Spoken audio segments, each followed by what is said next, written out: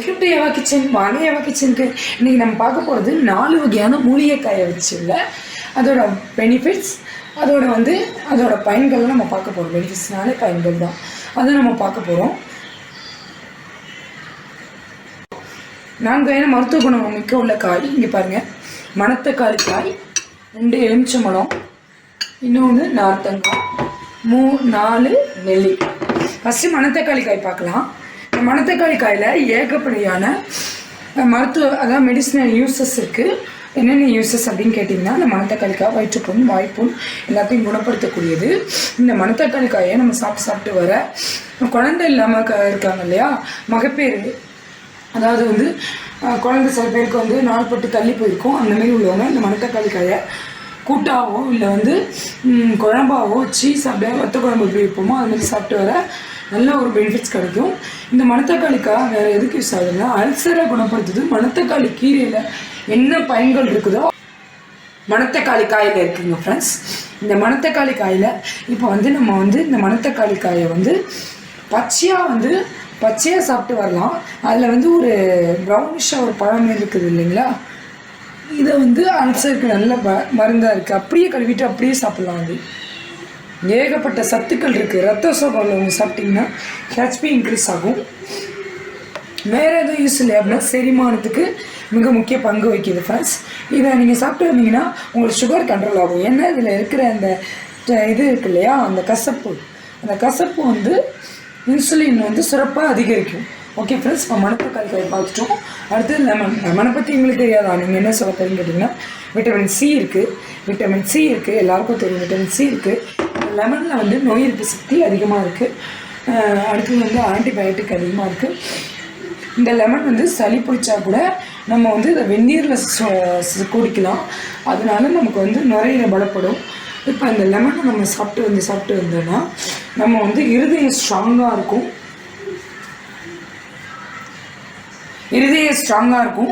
அது மட்டும் இல்லாமல் இந்த லெமனை நம்ம சாப்பிட்டு வர நம்ம உடம்புல நோய் எதிர்ப்பு சக்தி ஆற்றலும் நல்ல ஒரு பெனிஃபிட்ஸ் கிடைக்கும் ஃப்ரெண்ட்ஸ்.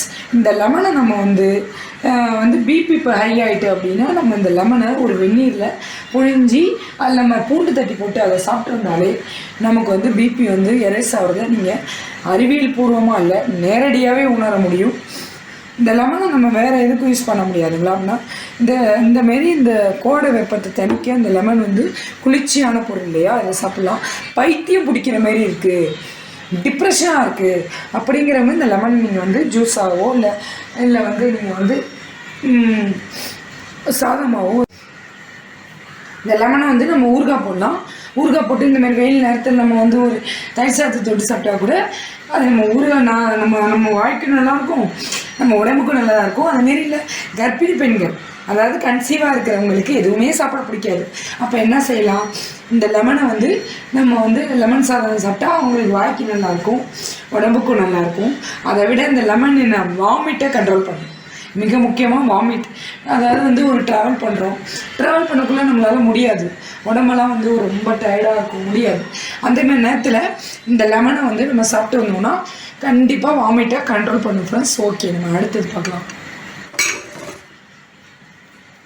பாருங்கள், லெமனோட அக்காவே சொல்லலாம். இது பேர் என்ன, நார்த்தங்காய். லெமனுக்கு என்ன பண்பு இருக்கோ அதேமாரி இதுக்கும் இருக்குது, நார்த்தங்காய். லெமனோட அக்கா நார்த்தங்காய். இந்த நார்த்தங்காய் எதுக்கு சொன்னால் செரிமானத்துக்கு யூஸ் ஆகுது, அஜீரணத்தை கண்ட்ரோல் பண்ணுது.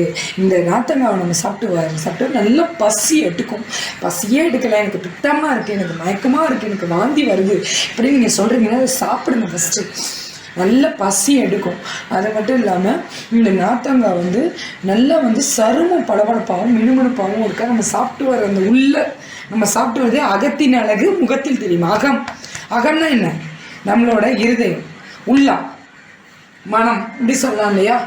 அதை யாருக்கு தெரியும், அகத்தின் அழகு முகத்துக்கு தெரியும். அப்போ நம்ம சாப்பிட்டு வர நம்ம உடலில் சாப்பிட்டு வர அந்த கண்டென்ட் முகத்தில் பிரகாசிக்கும், ஜொலிக்கும். அப்போ இந்த நார்த்தங்காய் நம்ம சாப்பிட்லாம். நார்த்தங்காயெலாம் பசி எடுக்கும். நார்த்தங்காய் சாறு எடுத்து ஜூஸ் குடிக்கலாம், இல்லை நார்த்தங்காய் ஊறுகாய் போட்டு சாப்பிட்லாம். நார்த்தங்காய் சாப்பாடு, நார்த்தங்காய் சாதம் செய்யலாம். நார்த்தங்காய் பச்சடி செய்யலாம், நார்த்தங்காய் குழம்பே வைக்கலாம் வச்சுங்க, நார்த்தங்காய் ரசம், எப்படியும் உங்களால் முடிஞ்சால் நார்த்தங்காய் கிடச்சா சாப்பிடுங்க. வேர்க்குருவை கண்ட்ரோல் பண்ணுவோம் ஃப்ரெண்ட்ஸ். உங்கள் உடம்புல அதிகப்படியான வேர்க்குரு இருக்கா, நீங்கள் வந்து டியோரண்ட்டு இதெல்லாம் வந்து ஏன் நீங்கள் போட்டுக்கிட்டு இருக்கணும், இந்த நார்த்தங்காய் சாப்பிடுங்க. வேர்வை துர்நாற்றம் இதெல்லாம் உடம்புல இருக்க கெட்ட அழுக்கு எல்லாத்தையும் நச்சு பொருட்களை கட்டுப்படுத்தும். டாக்ஸின் உடம்புல அதிகப்படியாக வந்து நம்ம ஃபாஸ்ட் ஃபுட் சாப்பிடுவோம், அந்த டாக்ஸின் தேங்கியிருக்கும். அந்த டாக்ஸினை வந்து அழிக்கிறது இந்த நார்த்தங்காய் தான். இதை வந்து இதுலேயும் விட்டமின் சி தான் இருக்குது. இது நோய் எதிர்ப்பு சக்தி அதிகம். அப்போ வந்து லெமன், நார்த்தங்காய் எல்லாத்துலேயும் விட்டமின் சி இருக்குது ஃப்ரெண்ட்ஸ். இப்போ நம்ம பார்க்க போகிறது அடுத்த விட்டமின் சி தான் நெல்லிக்காய். நெல்லிக்காய் பற்றி எங்களுக்கு தெரியும், நீங்கள் என்ன சொல்ல போகிறீங்க கேட்கலாம். நெல்லிக்காய் வந்து நீண்ட ஆயுளுக்கே நெல்லிக்காய் தான். அது மட்டும் இல்லாமல் முன்னோர்கள் என்ன சொல்லியிருக்காங்க, நெல்லிக்காய் வந்து சாப்பிட்டா சாவு நெருங்காதான் அவங்கள. நெல்லிக்காயில் இருக்கிற துவர்ப்பு, புளிப்பு, அதில் இருக்கிற அந்த தன்மையே வந்து உங்கள் சாவை கூட தள்ளி போடுமா. அந்த நெல்லிக்காய் நம்ம வந்து ஒரு 2 நெல்லிக்காய் சாப்பிட்டா 2 நெல்லிக்காய் சாப்பிட்டா ஒரு ஆப்பிளுக்கு சமம். ஒரு ஆப்பிள் சாப்பிட்ற சத்து கிடைக்கும். ஆப்பிள் என்னங்க மெழுகு தடவுறாங்க, நெல்லிக்காயில் எந்த மெழுகு தடவுறாங்க சொல்லுங்கள். நெல்லிக்காய் ரொம்ப நல்லது, அதாவது நோய் எதிர்ப்பு சக்தி அதிகமாக இருக்கும். இந்த கொரோனா அதுமாரி வைரஸ்லாம் இருக்குள்ள, இந்த நெல்லிக்காயை நீங்கள் வந்து அதாவது வந்து கஷாயம் மாரி வச்சு குடிச்சு பாருங்களேன். அந்த வைரஸ் கிருமியை கொல்லக்கூடிய அபூர்வ சக்தி இருக்குது. இந்த நெல்லிக்காய்க்கு நோய் எதிர்ப்பு சக்தி அதிகமாக்குற தன்மை இருக்குது. இந்த நெல்லிக்காயை நீங்கள் சாப்பிட்டு வந்தீங்க, அதாவது ஊறுகாய், இல்லை நீங்கள் வந்து ஒரு நெல்லிக்காய், தேன் நெல்லிக்காய், இல்லை ஜூஸு, ஏதாவது கேரட் போட்டு அடித்து ஜூஸ் ஏதாவது நெல்லிக்காய் சாப்பிட்டிங்கன்னா இளமையோடு இருப்பீங்க. நீங்கள் வந்து 60 வயசானாலும் 20 வயசு மாரி உங்களுக்கு தெரியும். அதியமான்னு வந்து ஒருத்தர் இருந்தார்ல அந்த காலத்தில், முனிவரா அவர் ராஜாவா தெரியாது, ராஜாவா முனிவரா, அவர் அதியமான் அவர் பேர். அவரு கூட அவ்வைக்கு கொடுத்ததே நெல்லிக்கனி தாங்க. இந்த நெல்லிக்கனி நம்ம சாப்பிட்டோம்னா நீண்ட ஆயுள் கிடைக்கும். நம்ம வந்து வயசு தெரியாது, நம்ம ஏஜ் மிராக்கிள் பண்ணும். அது மட்டும் இல்லாமல் நோய் எதிர்ப்பு சக்தி அதிகம். இந்த நெல்லிக்காய் நீங்கள் சாப்பிட்டு இருதயம் பலப்படும், சிறுநீரகம் உறுப்பு எல்லாமே, கல்லீரல் அடைப்பு எல்லாமே கிளியர் ஆகும். ஓகே ஃப்ரெண்ட்ஸ், இந்த மாதிரி ஒரு இயற்கை இது தெரிஞ்சுக்கணும்னா என்னோட சேனலுக்கு சப்ஸ்கிரைப் பண்ணுங்கள், மறக்காம பெல் ஐக்கனை கிளிக் பண்ணுங்கள். Okay bye.